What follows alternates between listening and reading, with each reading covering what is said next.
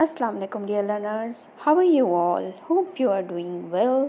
सो आज की ये वीडियो है पाकिस्तान स्टडी एडीए पार्ट 2 के मोस्ट इम्पॉर्टेंट क्वेश्चंस। ये मैं आपको बता रही हूँ। ये जो टिक किए हुए हैं इन क्वेश्चंस को एक दफ़ा पढ़ लीजिए और कोशिश कीजिए कि ये टॉपिक आपने पूरे पूरे याद करने हैं, क्योंकि पाकिस्तान स्टडी का जो पेपर है वो अक्सर और बेशतर थोड़ा सा मुश्किल, थोड़ा सा टफ़ आता है। इसमें लफ्ज़ों की हेर फेर होती है। आपको सवाल के जो अल्फाज हैं वो कंफ्यूज करने के लिए घुमा के दिए जाते हैं। अगर आप यहाँ सवाल देखें, पास्ट 10 ईयर्स के सारे सवाल अगर आप ढूंढने की कोशिश करेंगे तो बुक में आपको एग्जैक्ट हेडिंग कभी नहीं मिलेगी।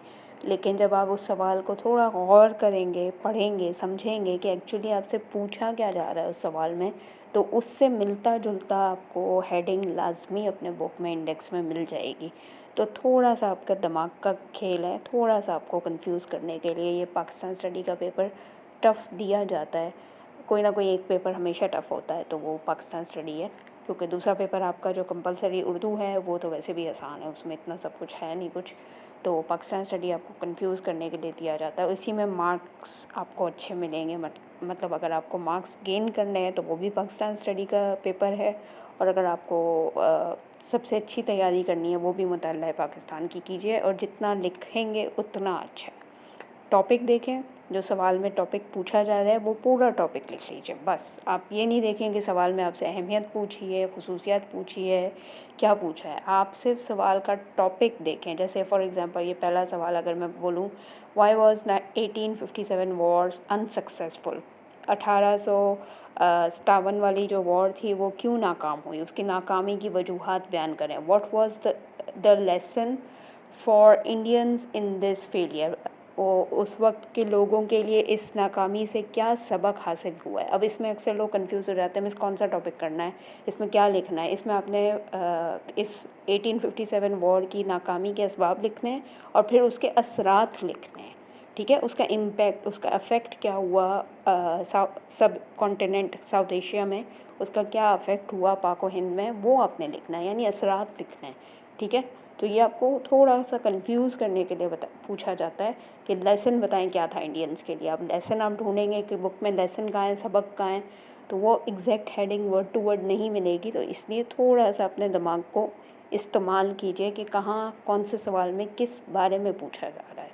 ठीक है, तो इसलिए मैं कहती हूँ कि आपने वो टॉपिक याद करना है। पहले भी मैं बता चुकी हूँ, जो मेरी पुरानी वीडियो इम्पॉर्टेंट टॉपिक्स के हवाले से थी उसमें भी मैंने आपको बार बार यही बात कही है कि जितना अच्छा टॉपिक आपको याद होगा ना, आप आंसर उसी हिसाब से लिख सकते हैं। अगर घूमा हुआ सवाल भी आएगा, अगर आपको सवाल समझ नहीं भी आ रहा होगा, तो सिर्फ आप वो टॉपिक देखें कि ये टॉपिक पूछा है। अच्छा, 1857 वॉर का पूछा है, ठीक है, वॉर बताएं कि क्या थी वॉर, क्यों हुई, किस लिए हुई, उसके नताइज क्या निकले, फिर उसके असरात क्या हुए।